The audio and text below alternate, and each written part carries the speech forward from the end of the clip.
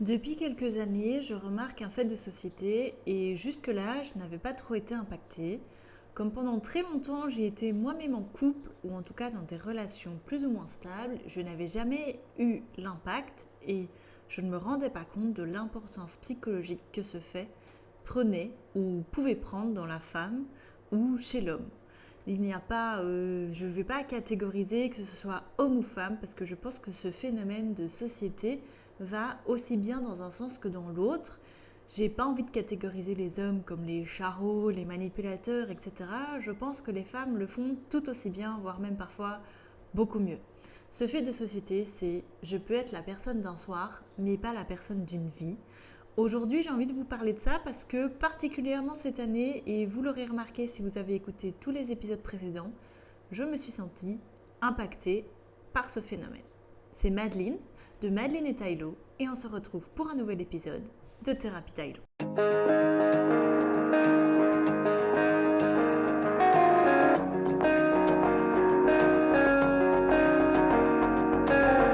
Hello la team Tylo, j'espère que vous allez bien. Mon souper est dans le four, je viens de terminer ma je ne sais plus quantième journée de la semaine parce que vous-même vous savez, on vit à des rythmes effrénés et ça me plaît.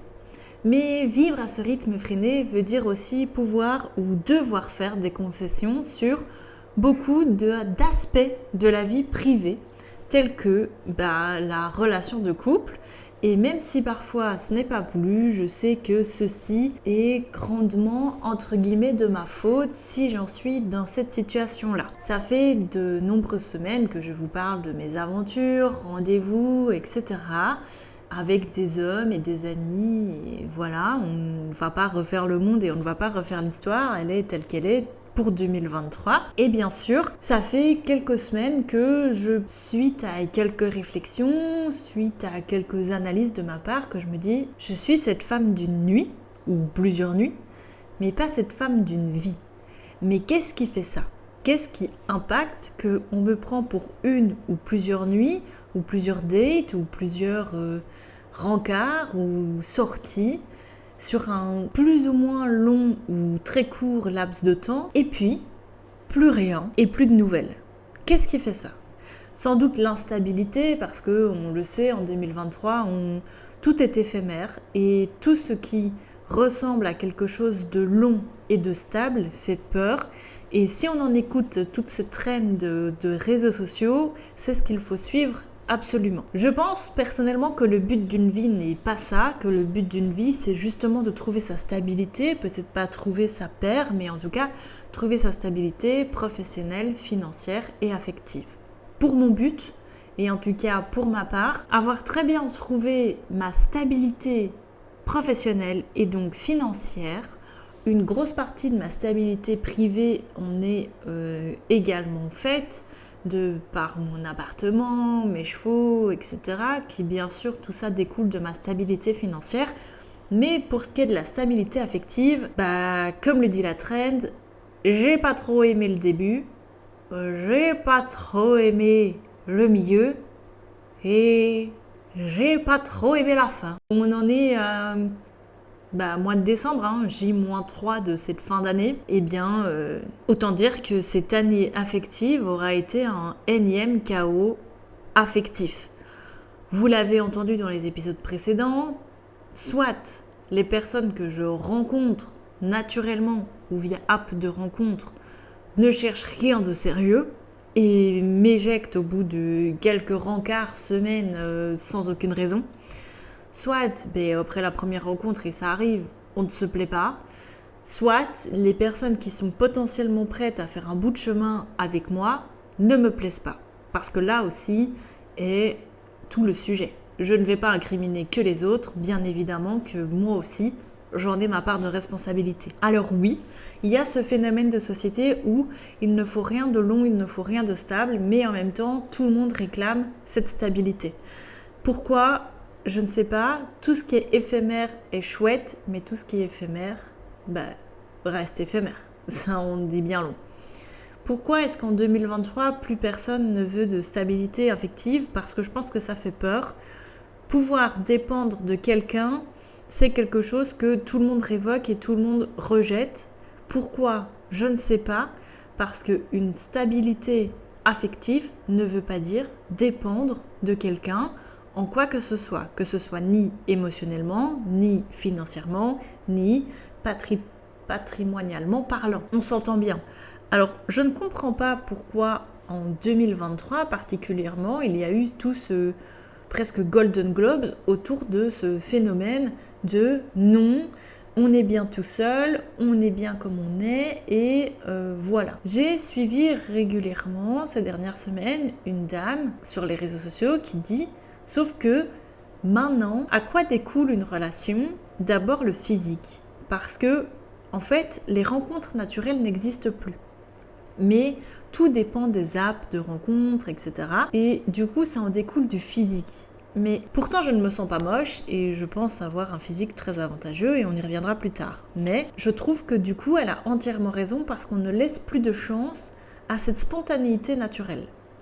Tout est calculé, tout est programmé, tout doit être dans un tel laps de temps, etc. Mais qui vous dit que demain, quand vous allez faire vos courses, vous n'allez pas avoir un coup de foudre, je ne sais pas, pour le caissier et que ça va devenir l'homme ou la femme de votre vie. Je ne sais pas, ça peut arriver. Donc en fait, il y a ce phénomène qui dit que si tu es pas dans les standards de beauté, mais au final, quels sont les standards de beauté que, du coup, on ne s'intéresse pas à toi, moi, je suis pas trop d'accord. Maintenant, le problème qu'il y a, c'est que du coup, tous les dits beaux mecs ou belles meufs, tout ce qu'ils veulent, excusez-moi l'expression, c'est de la baise. Ils veulent de l'attention un petit peu, c'est rigolo, mais quand la personne d'en face commence à s'attacher, et c'est exactement ce qui s'est passé fin de l'été, je vous rappelle, on la bouge parce que du coup, ça engendrerait quelque chose de sérieux, devoir se poser et devoir pas se ranger dans une case, mais se dire pendant X semaines, X mois, X années, voire peut-être toute ma vie, dans mon lit, dans mes fréquentations affectives, personnelles, proches, je n'aurai que cette personne.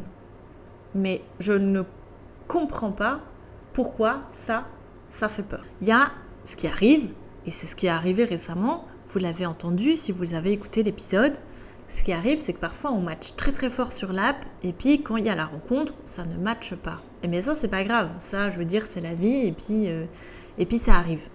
Il y a aussi le fait que on est tous fort occupés et moi, la première, je travaille 7 jours sur 7. Là, il est 19h30 et je suis en train d'enregistrer ce podcast. Alors que, fatalement, c'est sûr que si j'avais quelqu'un dans ma vie, je devrais peut-être organiser ma vie autrement pour continuer à avoir mon rythme de vie. Ça, je pense aussi que ça fait réellement peur, et à moi la première, de laisser la place à quelqu'un qui pourrait potentiellement chambouler le cours de notre vie. Le cours de notre vie, c'est quoi ? C'est la petite routine rassurante qu'on s'est installée depuis X mois, X années, X semaines. Moi, ma routine, elle est bien installée maintenant depuis 1 an particulièrement. J'ai les jours où je vais voir mes chevaux. 1 jour par semaine, je m'octroie, et particulièrement le jeudi, de ne pas aller les voir si je suis trop fatiguée parce que c'est dangereux, il fait noir pendant l'hiver, etc. J'ai pas envie de faire un accident. Et comme l'a dit ma thérapeute encore il n'y a pas longtemps, c'est bien de penser aux autres, mais c'est aussi bien de penser à soi. Je pense que je vous en ferai un épisode d'ailleurs de ça parce que c'est un sujet aussi très important pour moi et j'ai regardé une série qui parle beaucoup de ça et du coup je vous en ferai un épisode, ce sera peut-être le prochain. Bref. Du coup, il y a ce phénomène qui dit si c'est pas éphémère, ça fait peur et c'est nul. Bon, ok. Moi, j'ai une vie bien rangée, bien remplie, et c'est vrai que j'ai beaucoup de mal de partager que ce soit ma passion ou en tout cas faire de la place dans ma vie, à quelqu'un d'autre. Vous le savez, j'ai été très déçue en amour il y a plus de 2 ans maintenant et c'est vrai que suite à ça, j'ai beaucoup de mal à faire confiance et me dire jusqu'où la personne en face de moi est prête à aller. Moi, bien sûr, je suis prête à faire des concessions dans la mesure du possible, mais jusqu'où cette personne est prête à me suivre dans les projets de vie que moi j'ai. Bien sûr, mes projets évoluent d'année en année. Pendant des années, j'ai dit que je voulais pas d'enfants. Maintenant, je suis plus tout à fait fermée à l'idée. Pourquoi pas fonder sa famille, etc. Il y a plein de potes qui me disent « on ne voit pas belle-mère, mais moi pourtant, j'y vois plein d'avantages de rencontrer quelqu'un qui a déjà un enfant.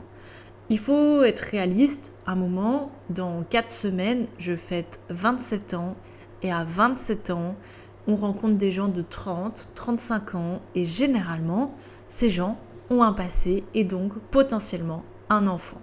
Moi, ça me dérange pas, honnêtement. Je dis pas que je serai la belle-mère parfaite, et c'est pas le rôle que je veux, mais je dis pas que je serai une mauvaise belle-mère pour autant. En tout cas, ce qui est sûr, c'est que vu mon planning, je serai pas la belle-mère envahissante et je volerai pas papa à la petite chérie, petite princesse, et ce serait mon plus grand bonheur que ça devienne ma petite princesse également, ou mon petit prince.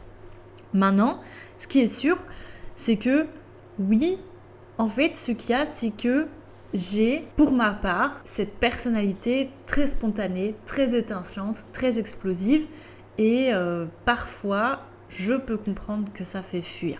Je prends beaucoup de place et j'ai pas envie de prendre moins de place parce que j'ai mis très longtemps à prendre cette place moi-même dans ma propre vie. J'ai très longtemps douté de moi et là, je me sens bien à ma place dans tous les domaines où je suis et vraiment, j'ai pas envie de m'arrêter là. J'ai envie d'être autant cette femme comblée en amour, mais cette businesswoman. Et je vous jure que cette fin d'année 2023 n'aura jamais été aussi florissante que ce soit mon côté salarié que businesswoman. Donc vraiment, juste merci parce que c'est grâce à vous, mais aussi, j'ai pas envie de m'arrêter en si bon chemin. J'ai envie de quelqu'un qui soit fier de mon évolution et qui se dise « Bah ouais, ok, c'est cool ». Et que si potentiellement je gagne mieux ma vie que cette personne, ce soit pas un conflit. Moi, je suis une femme de 27 ans bientôt et je me rends compte qu'il y a encore beaucoup d'hommes, parce que moi je cherche un homme, je suis quelqu'un d'hétéro, je sais qu'il y a encore beaucoup d'hommes qui ont du mal avec le fait que potentiellement leurs femmes puissent mieux gagner leur vie qu'eux. Et c'est pas grave, je vais avoir 27 ans, mais je sais aussi qu'avoir quelqu'un dans sa vie qui potentiellement dans son boulot a plus de responsabilités, eh bien peut faire peur. Moi, en fait, je sais faire très bien la part des choses entre mon privé et mon professionnel. Et autant je suis un marshmallow à la maison, autant je peux être manager de mon magasin. Il n'y a pas de problème avec ça. Je sais faire la part des choses. Récemment, j'ai revu mon ex-compagnon, on se voit très régulièrement, on s'entend très très bien.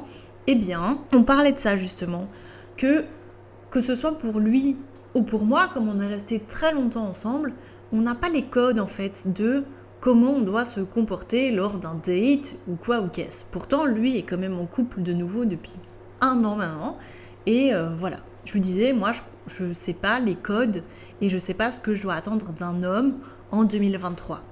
Moi je sais pas, je connais mes critères à moi, mais comment est-ce que je peux me baser par rapport à la société actuelle de est-ce que c'est trop, est-ce que c'est trop peu, est-ce que, etc., etc. Et il me disait un peu la même chose que lui avant d'être avec sa copine actuelle. Il n'avait pas trop les codes et que c'était un peu compliqué de se dire est-ce que là elle en demande pas trop, est-ce que là elle en fait pas trop, est-ce que moi j'en demande pas trop, est-ce que j'en fais pas trop. Parce que on a eu tous les deux des standards très élevés et que tous les deux on a comblé ces standards très élevés pendant de longues années. Mais en plus, quels sont les standards de 2023 finalement? Si ma relation précédente n'a pas fonctionné, c'est qu'il y a quand même un vice dans ma vie qui fait que ça ne fonctionne pas. Mais lequel? Alors, peut-être juste c'était pas la bonne personne, et comme dit le dicton, on connaît 3 amours dans sa vie. L'amour de jeunesse, mon ex-compagnon, l'amour qui nous détruit, celui qui m'a quitté il y a 2 ans, et puis l'amour inattendu. On l'attend toujours, et comme il est inattendu, on continuera de pas l'attendre, puisqu'il est inattendu. Mais après, c'est quoi les critères? Qu'est-ce que je dois cautionner ou pas quand je rencontre quelqu'un de manière virtuelle ou spontanée? Je ne sais pas. Tout ce que j'ai compris, c'est que je suis, entre guillemets, cette Barbie qu'on peut présenter à ses potes parce que je présente bien auprès des potes et auprès des parents, parce que je m'habille bien, parce que je parle bien, parce que je suis jolie, etc. Mais je ne suis pas la fille qu'on va garder 1 an, 2 ans, 3 ans, une vie. Mais pourquoi? Quel est ce phénomène de société, dites-moi si vous le connaissez, hormis que tout doit être éphémère, qui fait que on ne peut plus garder les gens toute une vie. J'ai pas envie de catégoriser parce que bien sûr il y a des gens qui cherchent encore ça et j'en ai rencontré et malheureusement à ce moment-là c'est de mon côté que ça ne matchait pas et ça arrive, mais j'ai envie de comprendre. Pourquoi une fois que moi je m'attache, ça ne matche pas? Si de mon côté il remplit toutes les cases, et croyez-moi, il y a beaucoup de cases à remplir, mais vraiment beaucoup, eh bien pourquoi de son côté est-ce que je ne remplis pas toutes les cases? Est-ce que je fais peur? Est-ce que mon indépendance fait peur? Oui, je pense. Est-ce qu'il y a peut-être ce manque de confiance en soi qui fait de se dire est-ce que je vais réussir à combler une femme qui se comble déjà elle-même? On m'a posé une question bête, c'est de dire est-ce que tu attends que ta relation t'apporte un plus? Bah oui, parce que moi je me comble déjà moi-même, je passe mes soirées à soit avec les chevaux, vous enregistrer des podcasts et puis parfois je chill comme tout le monde. Mais si la relation ne m'apporte pas un plus, quel est mon intérêt à moi de me mettre en couple? J'en ai aucun puisque ma vie moi-même en 2023 me comble déjà. Alors bien sûr j'ai ce petit manque, mais ce manque, au-delà du manque physique, je peux le combler autrement, ou puis ça passe, je vais dormir et le lendemain matin ça va mieux. Alors oui, peut-être que ça fait peur, moi la première ça me fait très peur. Je suis sûre, je sais que si je n'ai pas ce coup de cœur, ce coup de foudre immédiat, ça va me faire très peur et j'aurai très envie de fuir. Maintenant, ce que j'ai appris aussi au fil des séances avec ma thérapeute, c'est d'en parler. Je suis pas la première à exposer mes émotions, mais elle m'a dit que c'était très important d'en parler et je la crois parce que si on parle pas, on ne sait pas. Il y a quelques semaines, donc je vous ai dit, j'ai revu mon ex-compagnon et ça va faire bientôt 4 ans qu'on n'est plus ensemble. En fait, il y a des choses qu'on s'était encore jamais dites, même post-séparation. Donc c'est comme une fou de se dire, en fait, on a des informations tellement vite qu'on en oublie de dire et de communiquer l'essentiel. Ça pose quand même problème parce que la relation que tu vas construire avec ta paire, ton binôme, elle n'est pas virtuelle, elle est réelle. Donc moi je sais que mon plus gros problème en couple c'était le manque de communication et ce qu'on m'a reproché par exemple dans ma dernière relation c'est mon manque d'implication de la personne dans ma famille. Bon, vous l'aurez compris, on n'est pas la famille la plus proche de la Terre, donc c'est compliqué de l'impliquer dans ma famille à partir du moment où moi-même je ne vois pas ma famille. Alors oui, ça je peux l'entendre, mais il faut aussi que la personne d'en face entende que moi, je suis aussi indépendante de ma famille que ce que je ne suis indépendante des autres personnes. Et que toi, tu peux être très très proche de ta famille et moi, c'est pas le cas et je le vis bien, mais n'attends pas de moi quelque chose qui est normal pour toi. Je peux l'entendre, mais n'attends pas de moi que ma famille devienne super soudée alors qu'on n'est pas comme ça de base. C'est des choses comme ça. En fait, les gens attendent la perfection. Moi, la première. Mais en fait, personne n'est parfait. Il y aura toujours un petit vice, personnel ou physique. Donc, à un moment, est-ce qu'il ne faudrait pas dépasser ces barrières et de se dire si j'aime pas ma belle famille, c'est pas grave, parce que je fais pas ma vie avec ma belle famille. Je fais ma vie avec leur fils ou leur fille. Si j'aime pas leur tante, c'est pas grave, parce que c'est pas eux. Si il a une barbe un petit peu trop longue et que c'est non négociable, c'est pas grave. Enfin, je veux dire, c'est un aspect qui change et qui évolue au fil des années. Moi, il y a des aspects non négociables de ma vie. Vous voyez, genre les chevaux. Oui, je peux me dire que peut-être au lieu de 1 jour par semaine où je vais pas les voir, ce sera 2 jours. Mais ça reste des aspects non négociables. Pourquoi est-ce qu'on demanderait à une maman ou à un jeune papa de ne pas voir son enfant ? Pour moi, c'est la même chose avec mes chevaux. Pour moi, ça, c'est non négociable. Vous voyez, si moi, je prends quelqu'un avec un petit bout, cette personne devra m'accepter avec les chevaux. Et d'ailleurs, quand je discute avec quelqu'un sur une app, c'est la première chose que je dis, c'est je suis cavalière et c'est non négociable et je suis propriétaire de mes chevaux. Est-ce que tu es au courant du temps et de l'argent que ça prend ? Si la personne me dit non, je suis pas consciente et qu'après ça, elle percute pas, c'est pas de ma faute, mais je suis désolée, ça va pas matcher. Je vais pas moi-même m'aventurer dans un truc où je sais que ça va être catastrophique parce que c'est un truc où j'aurais pas envie de faire une concession. Et je sais que de ça, qui en découle, c'est de dire elle est bien occupée, donc elle a pas le temps pour une relation stable. Si, en fait, vous pensez que les cavaliers professionnels, ils ont pas de femme ou pas de mari, enfin, je veux dire... alors oui, généralement, ils se marient entre eux, mais après, Il y en a qui sont rentrés dans le monde de l'équitation parce que leur homme ou leur femme était cavalier. Donc je vois pas pourquoi ici ça fonctionnerait pas. J'ai juste envie de dire que, en fait, il faudrait peut-être arrêter de tout... que tout soit hyper vite, en fait. Moi, ça me saoule, je vous jure. Tout doit être vite fait, bien fait maintenant. Mais moi, j'ai pas envie d'un mec que je vois 4 fois et puis on se voit plus et on n'a plus de nouvelles et on sait pas pourquoi et juste on sait pas pourquoi et tu dois passer à autre chose. Mais moi, on s'est vu 4 fois, 10 fois, 20 fois, 50 fois, je me suis attachée à toi. C'est normal. Inconsciemment, tu me parles tous les jours, on se voit plusieurs fois par semaine. Même si je me l'avoue pas, je me suis attachée à toi. Et au pire, je te l'ai dit, et là, c'est encore pire si tu t'en vas sans un mot. Mais ça arrive et c'est pas grave, et c'est la vie, et la vie continue. Mais moi, j'ai envie de quelqu'un où on aura un projet de maison, où on pourra avoir les chevaux, on pourra avoir un chien, on pourra avoir un petit bout qui court partout. Et ça, c'est mon projet de vie à moi. Mais j'ai envie de quelqu'un qui partage ce projet de vie et qui potentiellement, soit n'est pas dans les chevaux et acceptera ce projet de vie, soit quelqu'un qui est dans les chevaux. Même si je doute très fort que quelqu'un qui soit dans les chevaux, moi j'ai tellement l'esprit de compétition que ça fonctionnera pas. Mais après, on ne sait pas ce que l'avenir nous réserve. J'ai plus envie d'être cette fille d'un soir et pourtant je ne me considère pas comme une fille facile. Donc je peux rester de longs mois sans voir personne, c'est pas un problème pour moi, mais j'ai vraiment plus envie d'être cette fille d'un soir. Et l'autre problème que j'ai, c'est que les gens ne m'intéressent pas. Les gens n'apporte plus rien de plus à ma vie.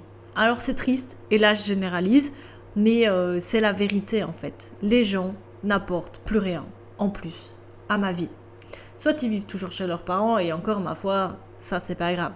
Soit ils ont pas de métier, ils savent pas ce qu'ils veulent faire dans leur vie, etc. Mais moi ma vie elle est bien rangée, et j'ai pas envie que quelqu'un vienne la déranger, en tout cas pas avec des problèmes. J'ai pas envie d'un mec désespéré qui cherche une sauveuse, puisque moi-même, je ne suis pas une meuf désespérée qui cherche un sauveur. Range ta vie et puis trouve l'amour. Moi, c'est ce que j'ai envie de te dire. Après, je sais pas, je trouve que les gens sont ennuyeux et ne plus rien les intéresse puisqu'on a accès à tout de suite. Les gens n'ont plus de passion et moi, je cherche quelqu'un qui a une passion, ou en tout cas qui a l'espoir de trouver ce qu'il aime à 200%. Alors c'est peut-être dur, mais je resterai seule le temps qu'il faut, et de toute façon pour ce que je suis sur les apps, je pense pas que je trouverai l'amour là-dessus. En tout cas, j'en doute très fort depuis le début.